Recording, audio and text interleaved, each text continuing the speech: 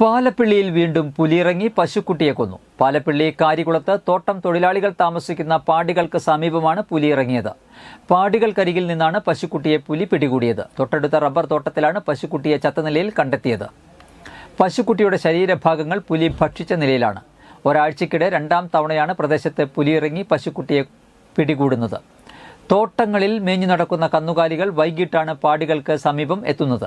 രാത്രികളിൽ കന്നുകാലികളെ പുലി ആക്രമിക്കുന്നതും പതിവാണ്. ഇവയുടെ കൂട്ടത്തോടെയുള്ള കരച്ചിൽ കേട്ടാണ് വീട്ടുകാർ പുലി ഇറങ്ങുന്നത് അറിയുന്നത്.